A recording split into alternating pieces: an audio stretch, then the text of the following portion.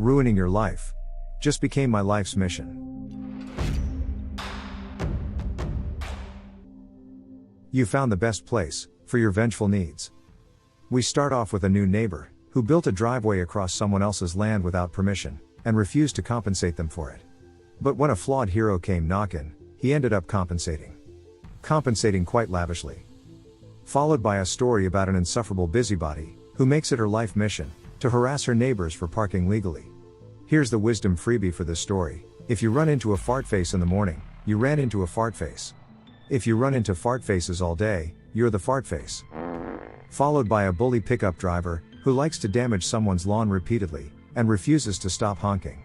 He did stop though, and all it cost was a roll of duct tape, some water and a trash can.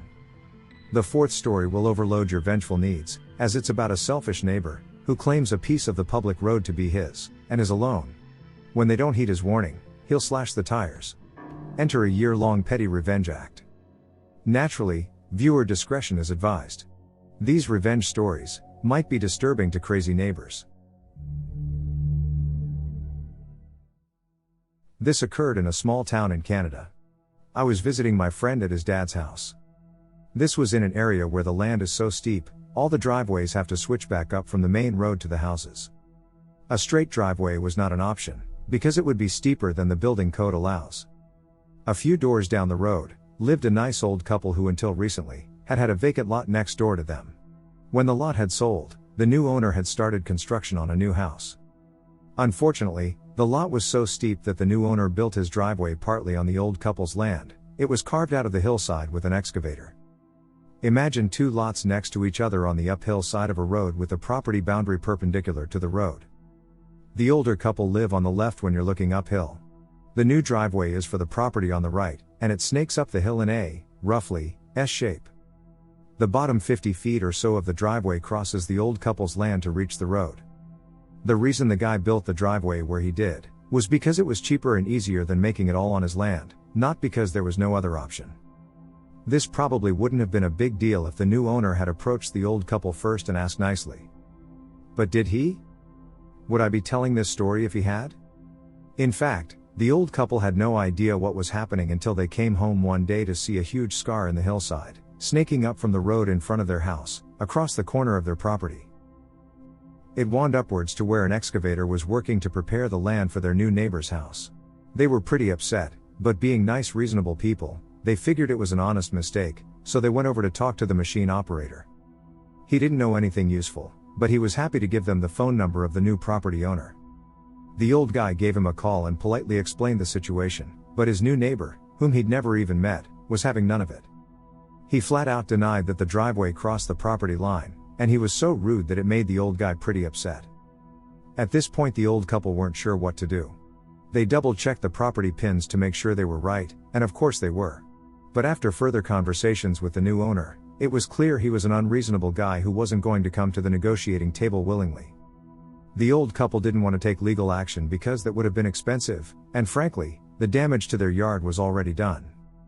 At the same time, they couldn't just let someone walk all over them like that, especially if they were going to be living next door for the foreseeable future.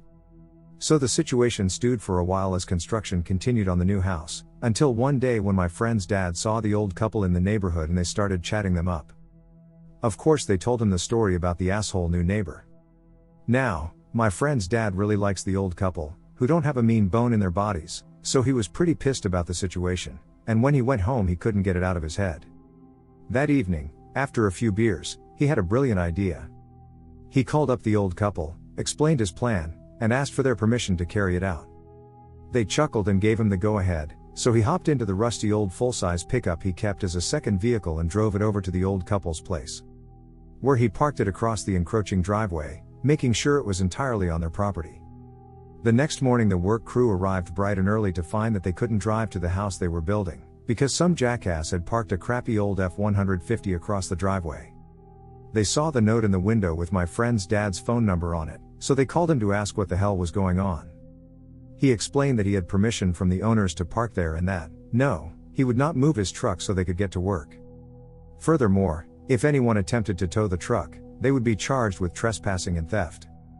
There was no way the construction guys were going to haul all their tools up the hill by hand, and they didn't want to get in the middle of a legal battle. So they just called the new owner to let him know they'd be taking the day off and that they'd continue to take days off, until the property boundary dispute was resolved. The new owner called the old couple in a fury, but the old couple told them the same thing my friend's dad told the construction workers basically. The vehicle was parked on their own property, so if he had a problem with that, he could go fuck himself. To make an already long story shorter, the new neighbor ranted a while, but eventually he wanted his house to be built, so the nice old couple ended up with a significant sum of money, in exchange for an easement, allowing the driveway to pass across the corner of their property. My friend's dad got several thank you cases of beer, and the satisfaction that comes from putting an asshole in his place. For those who think I made it up, thanks for thinking I'm so clever, but judging by the number of similar stories I read before, I think this happens pretty often. Not too surprising considering the number of houses built each year in the world. For people who noticed. Yes, it's true, my friend's dad drove after drinking a few beers. Every hero has his flaw.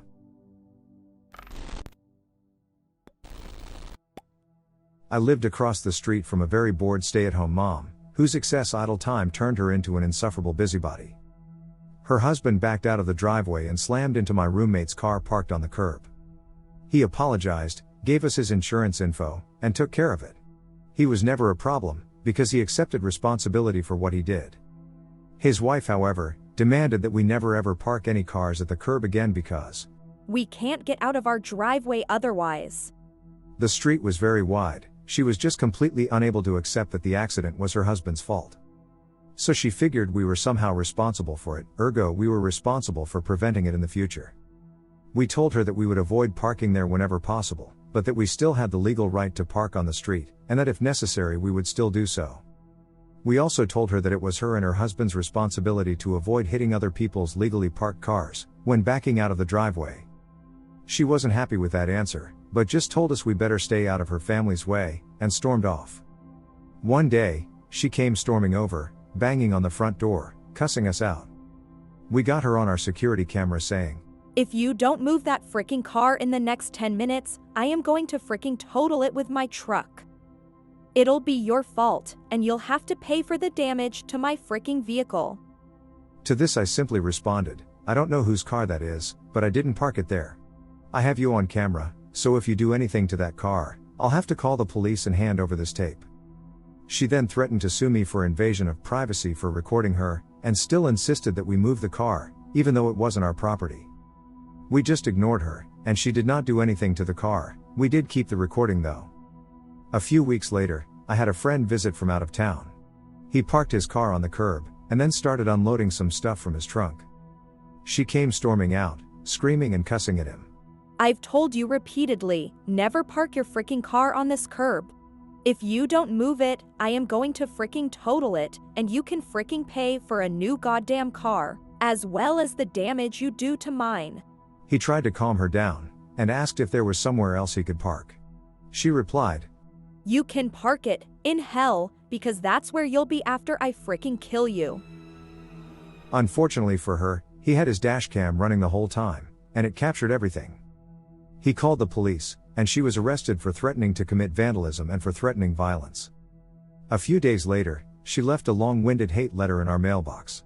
It was written as if it were an open letter from the entire neighborhood, and it basically said that nobody knows who you are, and everyone wishes you would move away, and nobody wants you living in our neighborhood. Thing is, she forgot about the security cameras. I took the video of her opening my mailbox, which included her taking all our letters out of the mailbox and rifling through them, which I gave to the post office, which in turn led to her getting arrested for a second time that week. After that, we used her 2 arrests, our collection of security and dashcam footage, and her letter to get a restraining order against her that actually prohibited her from entering her own home.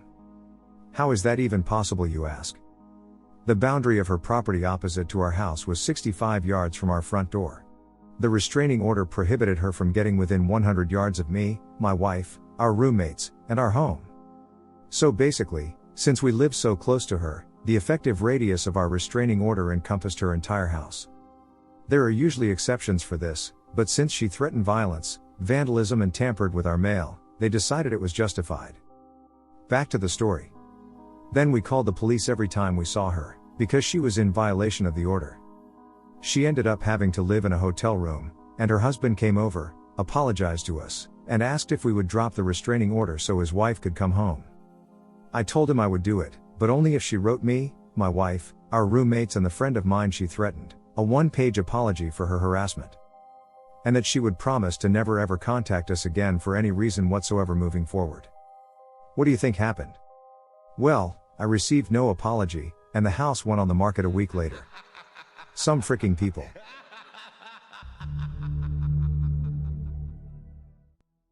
We don't own a car and live at the end of a cul-de-sac. I have people use my driveway all the time to turn around. As there's no exit, and only to turn around from the way you came. It's easier for them to use my driveway than a 3-point turn their way out like Austin Powers. It's not a huge deal to me, a little annoying when they compact the snow and it's harder to shovel, but whatever. One of my neighbors had a ride service come pick up their child every day. The van would park in my spot and begin honking at like 8 a.m. This wasn't ideal, as I worked nights at the time. This were 6 p.m. till 2 a.m. shifts. So nights, but not quite overnights, and I usually got up at around 10 a.m. Every time he'd wake me up around 8 or so I wouldn't be able to get back to sleep.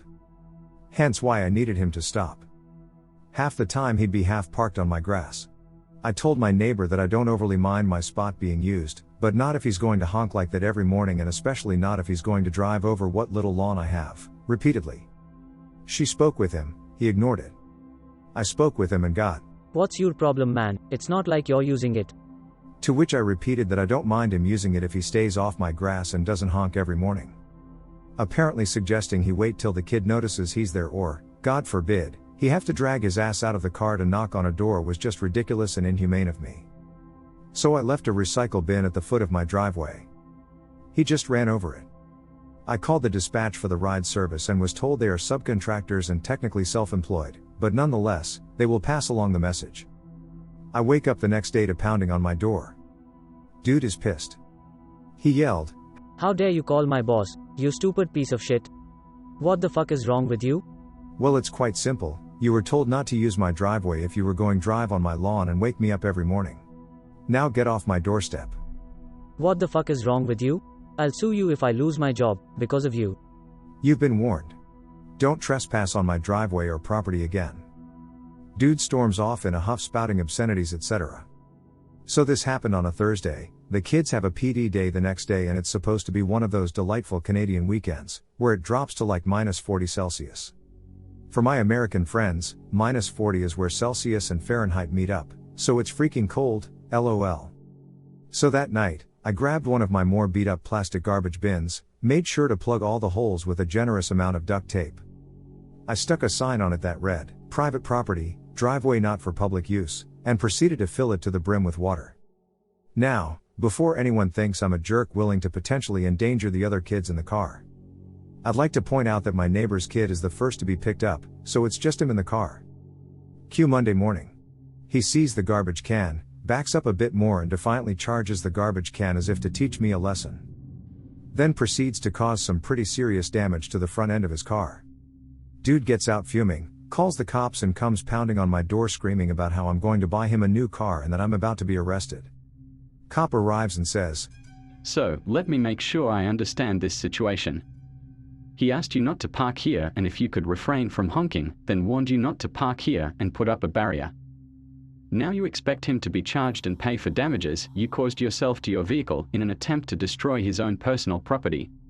I will never forget the look on his face when the officer said, "Yeah, that's not how this works," and turned to me, asking if I wanted to pursue charges for him damaging my personal property. I just gave him the most shit-eating grin I could muster and said, "Nah, I think we're good." I then went back inside to enjoy a morning coffee, while watching him from my kitchen window as he paced back and forth in the cold, waiting for a tow truck, and having to call the company he worked for, to explain why they needed to send out another driver to complete his route. I never saw him again. As far as the police officer, I wasn't aware that it wasn't up to me and he didn't say anything about it either. I assume he really didn't want to have to bother with the paperwork and thought I may have gotten upset if he'd said, "Well, I don't see the need to press charges at this point," so he made it seem like it was my choice. Source for this logic: I'm somewhat lazy and would likely do the same.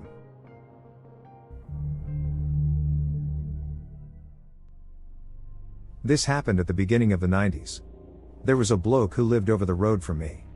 He had a little no parking sign in his front window. Keeping in mind this was a public road and there were plenty of places to park. I parked in front of his house, because it's a public road. He comes out and goes bananas, that's his space and I better move it or else. I refused. Next morning, the front tire has been stabbed. Fair enough, can't prove it's him, but it was him, so. Revenge time. I bought an old Ford Fiesta for £300. It was a complete shed and genuinely had 14 owners before me. But it was motored and I taxed/insured it for virtually no money.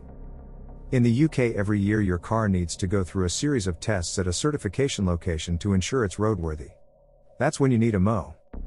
This way you could use it on the road while being properly insured, or park it on the designated public road. The certification lasts 12 months. The car was from 1979 or 1970, so it was at least 10 years old when I bought it at the local in-person auction place. It was a rust bucket and full of features. It was possible to see the front tire through the footwell whilst sitting in the car. This led to internal flooding when driven in the rain. The front wipes failed all the time and windscreen wash/spray was foot operated via a small rubber ball thing. I waited for his wife to move their car from their space and parked that bad boy right outside his house, on the public road. Again, bloke comes out, goes crazy. And I just smile and say, enjoy. Left that wreck outside his place a full year. Tires got stabbed, windows broken, even got spray painted. Kids would be playing in it, which enraged the bloke even more. All the while, I just left it there. Once it became apparent what I was doing, I took to parking my real car in different locations within a 2 minutes walking distance from my house. It really was a small price to pay for the 12 months-ish level of enjoyment this gave me. Called the scrapyard with a day left on the MOT and laughed my pajamas off every day. I don't have any before and after photos of the car, I wish I did. As noted, this was at the very start of the 1990s. I'd considered repeating the process every year, till he either eats crow or has a mental breakdown. In fact, we moved a few months after the first car got taken to the scrapyard, but I still considered repeating the process even though I didn't live in that area. I decided to spend my cash on something else instead.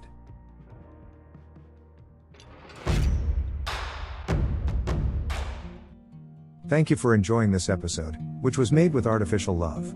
Subscribe to receive future episodes, and tickle the like button for good karma. Do you have any experiences surrounding this topic? Share yours below, I'll join the conversation. And I'll be seeing you in the next one.